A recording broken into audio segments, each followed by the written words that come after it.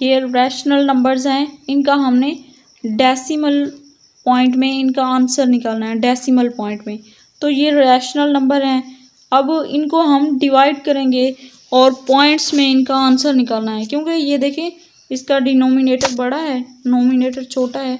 तो 3 को अंदर रख के 5 पे डिवाइड करना होता है ना, तो 5 पे जब डिवाइड करेंगे तो 3 तो छोटा है, पहले 0 पॉइंट लगाना पड़ेगा। 0 पॉइंट लगा के फिर यहाँ पे एक 0 लगाएंगे ताकि हम इसे सोल्व कर सकें। 5 5 6 यहाँ पे मतलब इसे 30 मानेंगे ना। ये अभी इसका जो अंदर हम लगाते हैं ना 0 वगैरह, अंदर मतलब पॉइंट इग्नोर होता है। ऐसे अगर यहाँ पे पॉइंट लगाएं या ना लगाएं कोई फ़र्क नहीं पड़ता, मैंने वैसे लगा दिया है। यहाँ पे ऊपर ऊपर लाजमी लगाना होता है। अब यहाँ पे हो गया 30, तो 5 6 30। अब ये पूरा पूरा डिवाइड हो गया, मतलब इसका बाकी कुछ भी नहीं बचा। तो ये क्या है, टर्मिनेटिंग आंसर है इसका।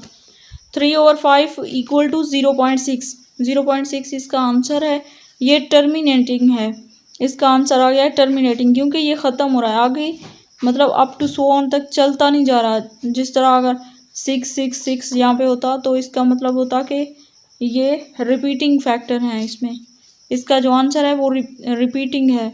और अगर जिस तरह यहाँ पे ख़त्म हो गया है, इसका अगर कुछ बाकी हिस्सा बचता है फिर उसे आगे सोल्व करते हैं तो वो नॉन टर्मिनेटिंग होता है, ये है टर्मिनेटिंग। तो क्वेश्चन सोल्व हो गया।